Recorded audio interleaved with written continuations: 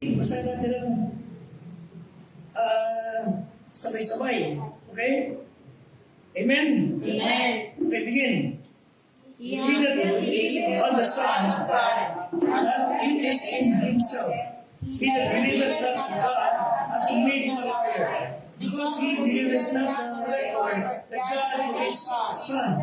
And this is the record that God hath given to us eternal life. And this life is in his Son. He that hath the Son hath life. And he that hath not the Son of God hath not life. These things are written unto you that believe on the name of the Son of God, that ye may know that ye have eternal life, and that ye may believe on the name of the Son of God.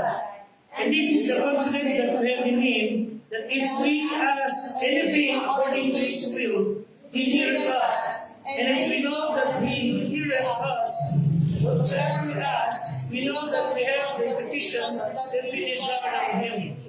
Ito yung sinabi ng Bible. Itong bagay na itinunod ko sa inyo para malaman nyo. That you may know. Pagka tayo ay may ari-arian, meron tayong lupa o property, patunay na kayo may-ari nun, nakasulat. May kasulatan, may resibo. Bili ka ng gamit, anything na bibili nyo, na pag-ari nyo, merong kasulatan, may patunay. Sa ating mga Kristiyano, okay, tatuloy ka, Kristiyano ka ba? Yes. Anak ka na ng Diyos? Yes. Pag namatay ka sa pumunta, sa langit? Yes. Ano patunay mo? Ito. Nakasulat. Hindi ka nagsabing Kristiyano kung daw sa langit kasi tatay ko pastor o miyembro ko ng Baptist Church. Walang ganun. Walang magkakaroon ng buhay ng hanggan dahil magulang mo Kristiyano. Sabi ko no Sunday, walang ako ang Diyos. Puro anak. At ang anak ng Diyos ay naging anak ng Diyos dahil sa sumampalataya. O hindi dahil sa anak sa pastor o anak sa ng miyembrong Baptist. No? Kaya ka may katiyakan ng buhay ng hanggan, kaya ka may kasiguruhan na pupunta ka sa langit, nakasulat. Okay, so, tinanong ka, meron ka namang buhay na walang hanggan ngayon. Taglay mo na, meron ka na. Paano nga naman, nakasulat. Tinanong sa verse 13. No, sa verse 11 muna. And this is the record that God hath given us eternal life. Etong record, etong kasulatan. Nagpapatunay na meron buhay na walang hanggan. At ang buhay na walang hanggan yan ay na kay Kristo. Nung ikaw ay sumampalataya, kay Kristo pinapasok mo sa puso, siya na buhay na walang hanggan, taglay mo na.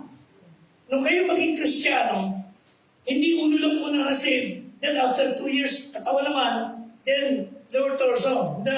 Nung maligtas tayo, meaning nung ipanganak ng muli, iniluwal ka ng Diyos, spiritually, bumuo ka at naging anak niya. Hindi kalakalahati, hindi putol-putol. Amen? So again, ang sasabi natin yan, yung katiyakan ng kaligtasan, dapat totoo sa inyo. Pagka kayo ay hindi tiyak, medyo ang hirap mabuhay ng pagiging Kristiyano. Kaya pagka ikaw ay walang katiyakan ng kaligtasan, hindi mo pa naiintindihan na ikaw ay buhay na walang hanggan, o hindi mo naiintindihan na ikaw ay Kristiyano, okay lang sa akin gumawa ng kalokohan. Patambay-tambay, pakalat-kalat, hindi mo naisipin sa kausap ko, dapat mong kausapin, minsan inaaway mo pa, di ba? Pero pag alam mo Kristiyano ka, mag-iingat ka sa kilos mo. Kasi anak ka ng Diyos eh. Patotoo ka sa paligid eh.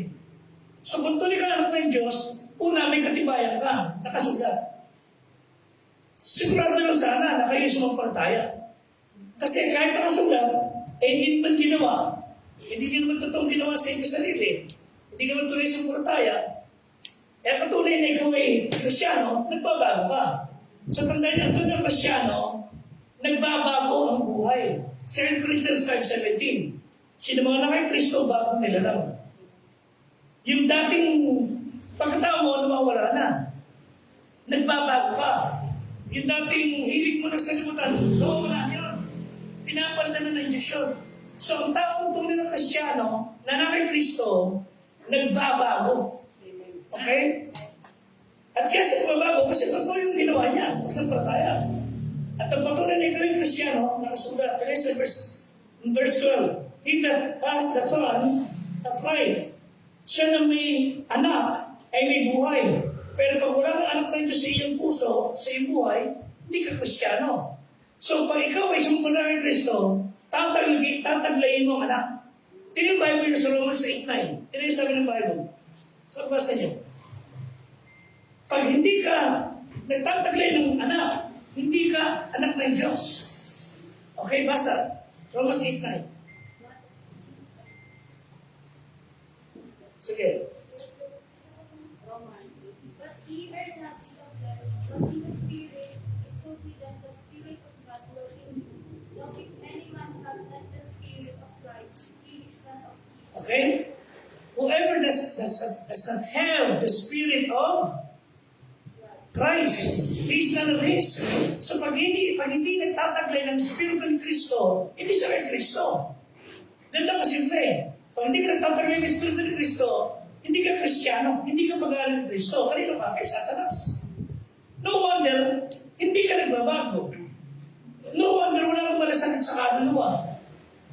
No wonder, wala kang pakialam sa kung kasi wala kang pag-ibig ng Diyos na pumipilit siya magturo ng kaligtasan. So, ang tunay na Kristiyano nagbabago. Hindi perfect, nagbabago siya. At rin sa sarili niya, na anak siya ng Diyos. Again, hindi kayo perfect. Walang perfect na tao. So, lagi ko ini-illustrate ito. Yung dalawang tao, isa nakaputing-puting damit, malinis na malinis, at isang tao na naka-overall na jacket na madilim, puro putik, puro grasa. Malinis, at tuloy marami. Dalawang tao. Sino sa dalawa ang mangingiming marumihan? Siyempre, nakakita ko ng kayo dumi-dumi na ito, tapos sinabi, ang dumi-dumi na ito, natidiri siya. Dumi-dumi niya. Hindi man tindiri ito. Lahat ng dumi nito. Gas ka sa gano'n, kakain yun. Di ba? Wala mo, nangangalira mo. At dumi-dumi, wala siyang pakialam marumihan siya. Kaya ito malinis sa suot, mag-iingat siya, dante baka marumihan mo. Meron, baka mapatas ka, marumihan. So, the more lalong malinis ka, mas mag-ingimi ka marumihan. The more lalong pasyalo ka, mag-iingat ka. Amen? Amen. The more pasyalo ka, mag-iingat ka marumihan, madungisan, matamperan naman dumi, kasi malinis ka eh. Pero pag marumi ka, wala kang pakialam kung nakatambay ka lang dyan, nakatunga ka kung saan, wala kang pakialam, wala kang iniintindi, kasi marami ka eh. Kung ano sinasabi mo, kung anong pinamumuhay mo, kung kumain ka, hindi ka pala nagpe-pray, di ba? Hindi ka aware sa kilos mo, kasi marami ka eh. Pero kung malinis ang panagsuot, kasuotan, lahat, wait na, tandaan lang. Hindi mo mag-iingat, okay? So, balik sa 1 John chapter 5. Again, sinabi dito sa 13. Ito mga bagay na sunod ko sa iyo upang malaman mo na ikaw na sumprataya sa anak ng Diyos, na ikaw ay may buhay na walang hanggan. So, nung sumprataya tayo kay Kristo, automatic na nagtaglay ka ng buhay na walang hanggan. Automatic yun. Hindi yung pag namatay ka, saka ako parang magkakaroon ng buhay na walang hanggan. Hindi. Pagkatapos ng panganak na uli, karga mo na agad ang buhay na walang hanggan. Okay? Taglay mo na. Parang nung nagsama yung cells na magulang natin, taglay na agad yun yung kaluluwa. Wala naman nakarasip ang kaluluwa sa langit at tumatagpo yung mga cells. Nagkaroon siya galing sa langit kung gano'n. Kundi ang buhay na simula upon conception. Okay, kasi may mga tao na hindi niniwala na yung cells na mga magulang na nagtagpo, hindi pa rin tao yun. Kaya pinapatay nila. May mga paniwala pa nga sila sa ibang bansa, hanggang hindi na inunuwan, kahit kagampan na, hindi pa tara may tutuloy na tao. Kaya sa kanila, bali wala akong patayin. Kasi sa kanila, alaman lang yun. Parang sis. So, gano'n sila kahina ang kukote. Ang buhay ng tao, o ang tao nagkikisimula, ang pagiging tao, upon conception. Okay? So, again, tayo nagkaroon buhay ng walang hanggan, nasumpata kay Kristo, at taglay natin ang buhay ng walang hanggan na yan, nung tayo maging anak ng Diyos. Nung sumampalataya kayo, nung ipanganak kayo muli, ano patunay? nakasulat. Okay? Ito resibo, Biblia. Okay? At kaya tayo binaalalahanan din, dahil anak ka ng Diyos, Kristiyano ka, sa langit, sabi ng verse 14, ito ang pagkakatiwala natin sa Kanya. Na kung ano man ang hingi natin, this is what niya, verse 14. Ano man, that if Jesus asks anything, according to His will, He heareth us. So, kaya kayo nagpo-pray sa Kanya, humihiling tayo, pinagkakaroon niya. Kaya kailangan ninyo yung ating hiniling, kalooban niya. Okay, dapat kalooban niya. Kaya nga sabi ni Kristo, binibenta halimbawa, not my will, but your will be done. So, pagka tayo ay tunay na anak ng Diyos, ipanatag na loob niyo. Okay? Ipanatag na loob niyo. Pero ang kaligtasan, mga kapatid natin tinanggap, kaligtasan sa impyerno, at katiyaman tungo sa langit, ay hindi mo nataglay, dahil sa galing mo, hindi ka nagkaroon galing mo ng hanggan, hindi ka makakatay sa langit, hindi ka nakatakas sa impyerno, dahil magaling ka, nag-aral ka, mayaman ka, hindi yan, wala yan. Hindi ka nagkaroon ng kaligtasan by earning salvation. Nagkaroon ka ng kaligtasan nung tinanggap mo yung inilok niya sa iyo. Nung tinanggap mo yung inaalok niya buhay na walang hanggan. It's not earned. It was given to you. Nung inalok sa iyo, tinanggap mo, binigay sa iyo. So kaya nga, anak ng Diyos yan, hindi dahil you earn it. O kaya, pinagsikapan mo, pinagtrabahuan mo, yun ang ginagawa ng mga ibang religion yan, by works. May mga malapit na malapit sa pananampalataya ng Baptist, na bata sa Biblia, pero kanila, faith plus works. So, dinadagdagan nila ng gawa. So, nagpapakabuti, nagpapakabait, magawa ng kaawang-gawa, philanthropic, lahat, ginagawa nila para magkaroon mo ng walang hanggan. Mali yun. Hindi ka nagkaroon ng walang hanggan, hindi ka nagtaglay ng buhay walang hanggan dahil you earn it. Hindi mo deserve. What you deserve is hell. Okay? Ang deserve natin lang, impyerno. Pero nagkaroon ka ng buhay na walang hanggan, patungo sa langit, dahil ibinigay sa iyo, gift. Ephesians 2:8 and 9. Not by works of righteousness which you have done, but according to His mercy He saved us. For by grace are you saved through faith. It's not of yourself. It's a gift of God. O regalo sa iyo ng Diyos. So, binigyan tayo ng Diyos sa kanyang Biblia, sa ng Diyos ang Bible, so that you may know Him. Makilala natin siya, at pag nakilala natin siya, igagalang niyo siya, paparakalan niyo siya, lahat ng tinos niyo, isipin niyo, tama kaya ito? Matutuwa kaya Diyos? Okay? Tama kaya ito na aasarin ko yung isa? Tama kaya itong nagawa ko pag tatambay-tambay lang ako kung saan? Tama kaya ginagawa ko pagka tatamad-tamad lang ako? Ngayon, iba na. Dahil ano ka lang Diyos, inisip mo, baka hindi matuwa ang Diyos. Gagalaw ka, kikilis ka. At Lord, gagawin ko dahil gusto ko matuwa ka. Colossians 3:17 and 23. Lahat ng bagay gagawin nyo para malwalhati siya. Dito si Diyos, kung saan naglilinis na rito. At alam mo, ginagawa nila yan para sa Diyos, hindi para kanina man. Pag ginawa mo lahat ng bagay para sa Diyos, ang Diyos natutuwa. Para sa simpleng bagay. Pag nung gusto mo matuwa ka, gagawin ko ito para sa iyo. Sasabihin ko ito para sa iyo. Lahat ng yan. Pag yun ang ating motibo, natutuwa ang Diyos sa atin. So, again, bilang Kristyano, bilang anak ng Diyos, lahat ng gagawin natin dapat nagbibigay para lang sa Kanya, nagbibigay ng papuri, nagbibigay ng pagpapahalaga, at gusto ng Diyos talaga maintindihan natin ang turo niya. Buti nga kayo, involve sa mas malalim na pag-aaral, hindi yung Sunday lang, tapos uwi na. Kayo may prayer meeting pa, meron pang Bible Institute. Mas maganda. So, mas malalim ang binabiyahe natin. Pero habang lumalalim tayo, hindi tayo papakataas. Hindi papakababa tayo. And the more we learn of His teaching, lalo na pina-apply sa ating buhay. So, simply put, ang nais ng Diyos, pagtiwala natin siya. At pag pinagtiwala natin siya, Huwag kayo magduda sa sinasabi niya, ikaw anak ko, may buhay na walang hanggan ka, pupunta ka saan pag namatay ka, eto patunay, nakasulat. Amen. Sadly, marami sa atin, pati naman ako ng bago kong Kristyana. Pagka namali ang landas, hindi tayo perfect. Pag nagkamali tayo ng kilos, nagkasala, o kaya nakagawa tayo na hindi tama, alam natin, mali ginawa natin. Ang daling-daling magpakin ng Diablo, yung tatag natin sa Kanya. Ang daling-daling tayo bigyan ng duda, sasabihin sa atin ng Diablo. Kita mo na, Pedro inasar mo yan eh. Inasar mo yan eh. Nag-asar ka eh. Kaya ka inaway. Kaya ka binura.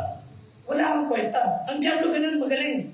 Mag-ooperay, manunumbat. Sasabihin naman ng Diablo sa Diyos, tinumanak mo. Yan, imanak mo. Palagi siya nagkaraw, nanunumbat. Tinunod si Salboy.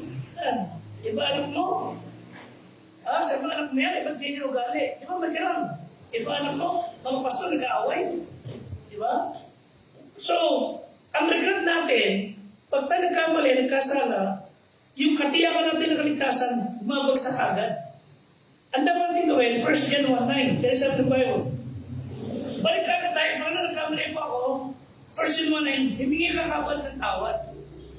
Magbalik lang ka agad sa Diyos. Humingi ka agad ng kapatawaran. Hindi yung, mali ginawa ako, palpok na naman ako. Palagay ko talaga hindi ako Kristyano. Palagay ko talaga hindi ako saved. Wala na, kasi kung Kristyano ako, hindi ko gagawin ito eh. Di ba ganun madalas nasasabihin natin? Pero kung alam ng mga pastor, talagang magkakaling mag-preach. Pero dumating sa punto na sila mismo nagpakamatay. May ganun. Sobrang problema, sobrang pagsubok, sila mismo nagpakamatay sila. Pastor yun.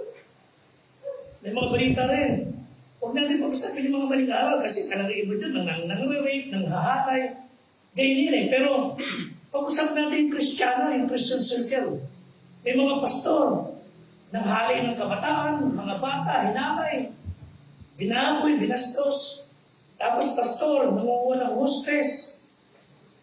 Di ba? Tapos isang pastor pauwi siya dahil sa prayer meeting. Magaling ng presyon. Hinaharap siya ng pulis, dinampot siya. Isa kami ng mission house sa Texas. Front page sa tigyari doon. Mr. So-and-so was arrested due to parang rape yata. Siya ay pastor ng gantong church kung saan missionary nila si Sigfredo de Guzman. Kita mo, binigit yung pangalan ko rin. Missionary nila ako sa Texas. Wala akong kabog-kabog. Nag-rape yung isa, pastor siya sa church, bago rin siya pastor doon, na bago siya dumating, nandun yung pangalan ko, missionary nila ako, nakalagay sa dyaryo. Wala lang ako nalaman lang. Pastor na yan, tinatanggi niya, ikanulong siya, at nalaman na siya ay nagpunta sa beer house. Tapos, pumunta babae, yung babae nilasing niya ata, o nalasing, inoffer niya iatid sa bahay. Hindi niya iatid sa bahay. Hindi niya sa medyo limping lugar, doon niya na-rape. Kung di mo talaga sila ulo, binuhay pa. Malihan, mali isang tao binuhay. Buhay, iniwan niya ron. Hindi mali inuwi. Nang nagkamalay, nagsumbong sa polis. Ay natatanda rin mukha niya. Baka nga kuripot pa kaya siguro sumalat ng babae. Hindi siya nagpinayaran siguro Inaalay na siya. Dinapot ang polis yung pastor. Ginakulong. Una-una tinatanggi. Ilang araw bago siya litisin, nakita siya nagtuti. Papatay siya. So, may mga tao na akala kaya nilang paikutin ng ganang bagay. Pananagutan natin si Diyos yan. So kung sakali tayo makamali, malubog, maligaw na landas, sinuway natin ang Diyos, sasaktan ang kalooban niya, at nakukonsensi tayo, kung tuloy tayo siya, makukonsensi kayo, babalik ka sa Diyos, hihingan tawad, at magpapakatino ka. Sabi Panginoon, tulungan mo kong magbago, sundin kayo, at ayokong magkasala sa iyong harapan. So, huwag tayong ma-trap ng sinasabi ng Diablo. Sasabi sila, Kristyano ka. Masawa ka pa nga sa kapitbahay mo eh. Diba? Bible ka pa. Diba? May mga ganun eh. Bible ka pa. Wala kang kwenta. Diba? So, iwasan niyo magpintasan tayo. Ang gusto ng Diyos, okay, so alam niyo, ugali natin, alam niyo, mahina tayo, alam niyo, meron tayong mga pagkakatong magkasala, pero huwag kayong mabuhay, huwag kayong mag-cooperate ng buhay ninyo sa patay lang na sa damdamin o feelings. Bakit kayo lagi sa Biblia? Kung tayo ay Kristyano, bakit nagkasala tayo, huwag niyo sasabihin, baka hindi na ako Kristyano talaga, baka hindi na ako mananampalataya. Balik kayo sa sinasabi ng Bible, ito totohanan. Ano sa ng Biblia? Anak ka na Diyos eh. Bakit magdududa ka sa sinasabi ng Diyos? Nakabatay ka sa damdamin, sa feelings. Balik kami sa sinasabi ng Diyos. Okay? So, huwag tayo nakabatay sa emotion. Pag kayo ating damdamin kumukontra sa Biblia, tandaan nyo, pag kayo hulog, hindi nakaayon din yung tinatapatan ng hulog. Lahat ang pinakatapatan, mali. So lahat ng kontra sa Biblia, mali. Pag damdamin natin kontra sa Biblia, mali. Tandaan sabi ng Bible, 1 John 5:13, itong mga bagay din sinusulit ko sa iyo, ikinanampalataya sa anak ng Diyos, na ikaw ay may buhay na walang hanggan. Hindi sinabi, ikaw na sumumpalataya sa anak ng Diyos, baka sakali. O baka, hindi. These things, verse 13, have I written unto you that believe on the name of the Son of God, that ye may know, upang malaman mo na meron ka. Hindi sinabing baka sakali. Amen? Hindi sinabing sana meron kang buhay malagan. Hindi. That ye may know the eternal life. So ang kaligtasan, mga kapatid, ay hindi mo kinita, hindi mo deserve, kundi ibinigay siyang regalo ng Diyos at hindi mo kaya wala. Kasi hindi ko may hawak nun. Ang may hawak ng kaligtasan natin si Kristo. So, para mas dagdag pang confidence na meron tayo, buksan yung Bible sa John 6:37. Sa John chapter 6, verse 37 hanggang 40. Okay, basahin natin ang space Bible. John chapter 6, verse 37. Amen? John 6:37. Okay? Hanggang 40. Begin. If it be, shall come to me, and he that cometh to me, I will in no wise cast out. For it came down from heaven,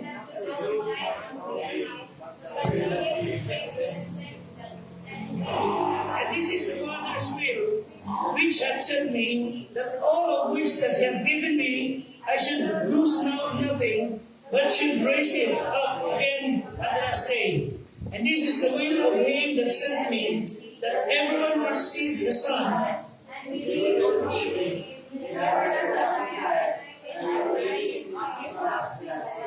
Okay? Ibinigay ka ng Ama kay Kristo. Sabi niya, hindi kita may mawala. Hindi kagaya ng susi na ibinigay natin sa isang tao dyan, yun na lang. Kung lang, ibinigay tayo ng Ama kay Kristo, hindi ka pwedeng iwala ni Kristo. Yung susi na iwawala mo eh. Pero buti lang yung Kristo, hindi ka pwedeng iwala. Amen? Na maganda. So, sasabi natin, huwag kayong umasa sa damdamin kung sakaling tayo na nalubog, nasagdak, nalubak, at you feel very sorry. Huwag yung sabihin, hindi ka na Kristiyano. Kung tunay kang hindi Kristiyano, kung fake ka talaga, mawawala ka lang. Pero kung tunay kang Kristiyano, babalik at babalik ka. Hindi ako niniwala na tunay na Kristiyano ang mga tao na nagsasabi Kristiyano sila, pero ang tagal na hindi mo nakikita pag bumuka sa church. Ang tunay na Kristiyano, mahal ang mga bagay tungkol sa Panginoon. Amen. Totoo yan. Kung tunay ka anak ng Diyos, mahal mo yung mga bagay tungkol sa Diyos. At si Kristo mahal ang church, mahal niya ang kanyang tupa.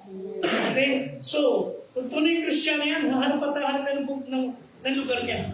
Okay? Ang baboy, Kahit naglilisip yan, matuto mo magsalita magsulat yan. Pagkano mo sa baboy, si Chicha ang baboy? Pag nakakapagkakatang babalik sa kusali yan eh. Bakit? Baboy yan eh. Yun talaga naturalisa niya eh. Ang tao na ipinanag ng Diyos, pupunta palagi sa mga bagay ng Diyos. So again, huwag kayo depende sa feelings, depende kayo sa sinasabi ng Biblia. At kung tunay tayo anak ng Diyos, patunayan natin. Pag talaga kasalaman tayo, itaan tayo sa Diyos, magkapag-ayos tayo, balik lang tayo sa Panginoon. At hindi mangako tayo na hindi tayo magdudul sa kanya ng sama ng loob. Okay? Tayo manalangin. Aming Ama, kayo po ay patuloy mong bigyan ng kapanatagan sa iyong mga salita. You have given us blessed assurance that Jesus is mine. Panginoon, tulungan mo po kami ng mga salita mo. Ipapanghawakan namin.